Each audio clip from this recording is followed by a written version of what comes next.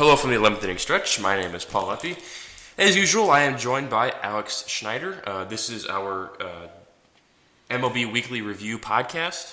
We're going to try and keep this thing a little bit shorter. Alex and I were discussing about how we're going to figure out to streamline this podcast and get into a bunch of topics quickly. So this is our first podcast in doing so. So we'll see how it goes, Alex. But first things first, we do have a little bit of news. You had wanted to talk about a thing of small news, I guess you could call it. Tim Tebow or the Braves are interested in Tim Tebow. Yeah, basically that's all I wanted to get into it, was because the Braves said that they are interested in Tim Tebow, and that was it. That's all I kind of had on it. I kind of think it's kind of like a circus act, but hey, it's whatever. But yeah, that's basically... We had talked about this last week with Tim Tebow, and I'm not going to say anything new, but as I said last week, I think there could be a team that could be interested in him.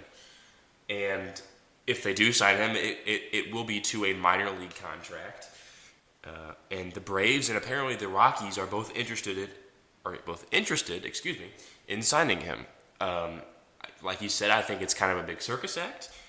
But for the Braves case, I think it could be a good way to get people excited about their new team and their new stadium going into 2017. And if that's one way to get them excited, by all means, go ahead. But other than that, I don't have anything else new to say about Tim Tebow. Next, sort of small news is I wanted to, Alex, sort of delve into the standings right now and sort of highlight which teams are going where. The big one is the American League wild card race. That is probably the most intriguing race right now.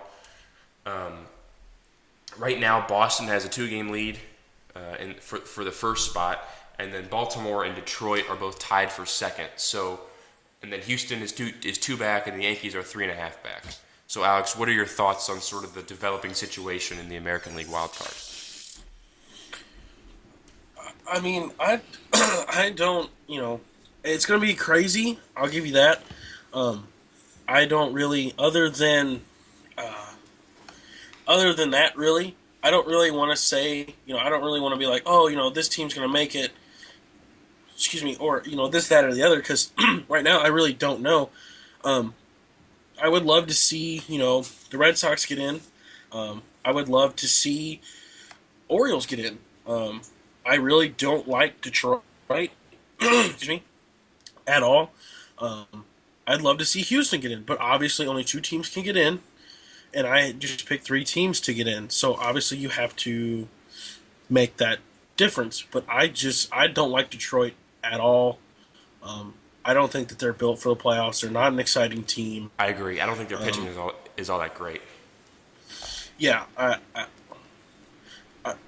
don't like it at all.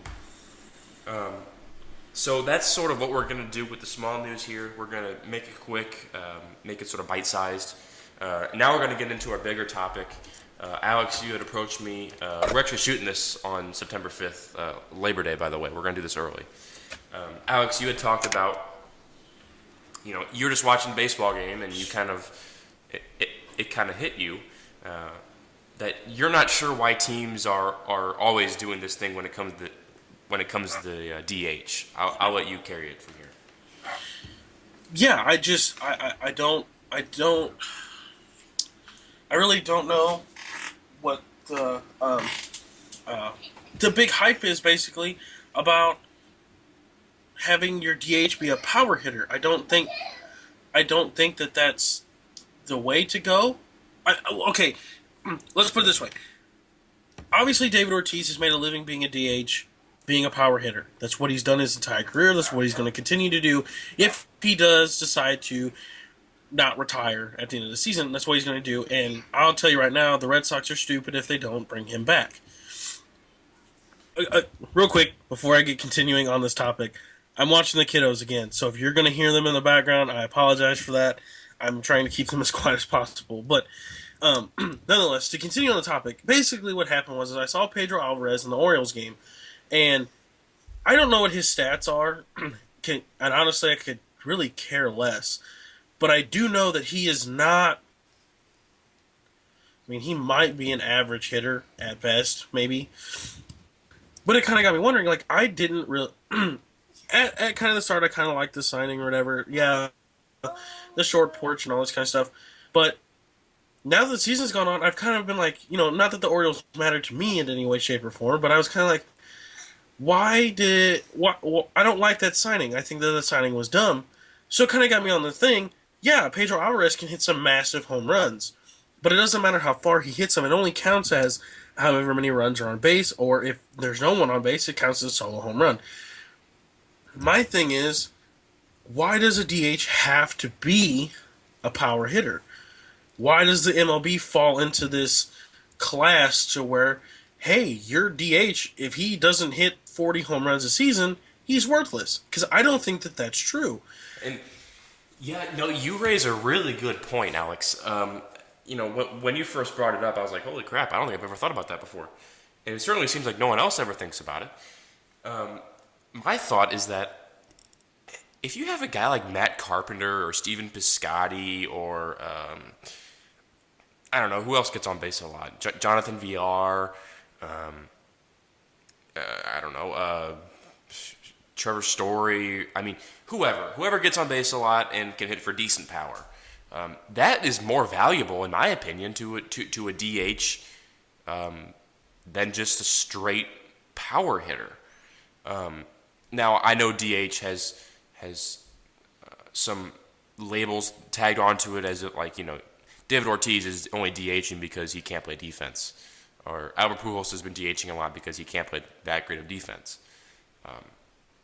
I think you should shed that label and just put in your best hitter to have your DH, or have one of your best hitters be DH and have one of your best hitters bat leadoff, or combine the two. Here's the thing, though. Like, I completely agree with what you're saying. Your best hitter's got to be in the lineup as DH too, but if your best hitter is also a good defender, obviously needs to be in the field. Of course. I think what it needs to be is your DH needs to be a great hitter but a crappy defender. I think that this is why the DH. I personally think the DH is going to be in the National League before sooner rather than later. Basically, I really do. But yeah, I just don't understand why it. Here's the thing: is you guys may not understand this when I'm emphasizing has to be, because everybody thinks that your DH has to be a power hitter, but before he basically had to quit playing baseball due to medical reasons, Prince Fielder was my exact example to Paul before the show. Prince Fielder, yeah, he has power, and we've all seen the power before, but he doesn't hit 400. He doesn't hit 40 bombs. He hits 25, 30, but can drive in 100, 110, 120 because he's a great contact guy. He gets on base. Prince Fielder is a good on base guy. So you're vouching for more of a DH that is an on base percentage than it is a straight batting average. No. I mean, I don't agree with that whole they get on base so that means runs, because it really over time it might, but it means whoever's behind you is yeah. No, but what I mean by when I say Prince Fielder gets on base because he can hit. Prince Fielder knows how to hit. He knows how to make contact. I mean, look at those type of players. Look at those type of players that know what they're doing. If you can hit and get on base rather than drawing. Joey Votto, the Cincinnati fans are sick and tired of Joey Votto taking walks because he was signed to a big contract to hit home runs. And besides, in that ballpark especially, I mean, any pop up in that ballpark seems like it's going out. Yeah, so they signed him to hit home runs, and he's been taking walks. That's what I'm talking about. Joey Votto could be a DH the way that I'm talking about. The way that I'm talking about. He gets on base. Because if you think, okay, so let's just put it this way. Another example that I talked to Paul about was Chris Davis. Chris Davis, yeah, he bats 225, hits 30 some odd home runs, and drives in 100. But I'm okay with a low batting average because he plays a good first base. That's the difference. He plays good first base, can hit 40 bombs, drive in 100. He's contributing to your team in a huge way. So you're saying you want one of two properties in a DH. You want either he plays good defense and has a lower-ish batting average, or he can play absolutely no defense and can just get on base a lot. The second one is kind of what I'm going for. He doesn't play really like Prince Fielder played good defense, but Prince Fielder was kind of chubby, so the defense kind of wasn't going to be there for him, and that's why they put him at DH. So he's a below average defender, but can hit 300. Chris Davis defending can't hit 300. It won't happen. No. Yeah. Because if he hits 300 and hits 40 bombs and drives in 110, he's going to go down and if he could do it consistently, could go down as the greatest hitter of all time. What about Matt Holliday? Do you think he could play a good DH? Yeah. Sure, At an older age, when all he would have to do is focus on hitting. Oh yeah. Yeah. I'll tell you right now, David Ortiz may take 50 reps defense in spring training, and that is all the reps he's going to take. And I'm talking maybe as a strong maybe. It may not even be that much. The rest of the time, he is hitting in the cage, hitting on the field. He is just hit. Oh, and guess what? More hitting. And that's pretty obvious considering his numbers. Exactly. So if Matt Holliday could, doesn't have to worry about playing defense, basically he's just shagging and can focus on hitting, that's a great DH. Chris Carter right now for the Brewers plays okay defense, but is a good hitter. That's a great DH right there. So, excuse me. This persona you've sort of described when it comes to DHs, how you think they should be, would be basically corner infielders or corner outfielders. Because it's pretty much expected that if you're playing center field, shortstop, or second base, you have to have good defense. Yeah, I mean, I can't think of a DH right now besides maybe, like you said, Trevor Story or Troy Tulowitzki, maybe Robinson Cano when he gets older. But other than that, I can't think of too many excuse me, center fielders or middle infielders that would be a DH. Right. Yeah, no, the middle infield, I mean, while you have guys like Altuve and Tulowitzki and Story and Jerko in the Cardinals case, those guys are mainly there for defense because and we've talked about this a whole bunch, Alex, when you have a good, solid, up-the-middle combo, it makes your life a whole lot easier. Yeah, I mean, I agree. I just actually thought of one center fielder that could be a DH maybe when he gets older, but it's way out there. But Andrew McCutchen Sure. gets on base through hits, excuse me, and drives in runs, hits home runs. Buster Posey, when he gets older, could be one too. I mean, I don't want to go. I'm obviously not trying to go through the league. I'm watching the Cubs game right now, so that's on the bottom. It's going through teams, and I'm just kind of seeing people. But yeah, I mean, that's basically all I want to say is I think it's time. Baseball's changing. You have to hit 100 miles an hour on the radar gun to make majors. I don't think that hitting for power is going to be the way of the future for MLB. I think that they should get out of that persona and move on to what's best for your team. Agreed. It's sort of that's a very interesting topic, and I hope that is something that sort of evolves as we go through maybe the National League getting a DH, and just sort of over time are they going to keep it with the strict power hitters, or are they going to get guys that can get on base a little bit more? It'll be interesting. Yeah, I'm really curious to see what that's going to bring. But that was my real big topic for today. I just kind of want to dive into that and um, hit on that. So, if Paul, if you got anything, No, I don't have anything. You brought up that big topic, and that seemed like a pretty good one. Um, but no, man, that's all I have. do you have any thoughts on the DH thing? I mean, I kind of went into some big No, detail about it. I mean, what's your side? Do you think that what I'm talking about is gibberish, or am I completely right? Am I somewhat right? Like what, you know? I think you're in the middle between completely right and somewhat right. I wish I could see DH guys that could get on base more. And David Ortiz hits a lot of doubles, but to be honest with you, there's not really any DH guys that just here's a base hit to right field. No, it's either strikeout or you're gonna hit a ball over the wall. I would love to see a guy like Steven Piscotty play DH. I think he'd be a great DH.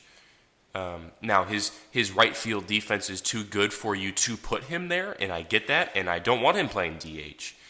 But I can't think of any examples off the top of my head. But if I thought about it, I guarantee you I could come up with an example of a guy who can't play that great a defense, but his on base percentage is pretty doggone good. I would like to see him play DH and then put somebody else into their defensive position that can play better defense.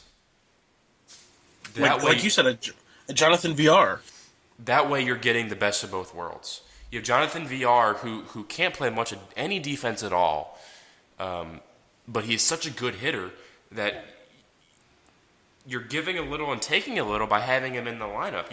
If you have him in the lineup at third base, well, you're taking that defense. You're taking a big risk with that defense of his. But if you have him in the DH spot, he doesn't play any defense, and you're still getting the same production, if not better production, when he has a bat in his hands.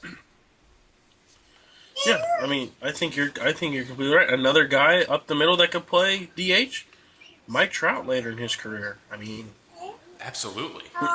But that's all I got on his that. career. He can extend his career by God knows how many years when he's just doing DH. Yeah, I agree. That's all I have on that topic. That's all I have too, man. I'm good. So that will be it for us this week.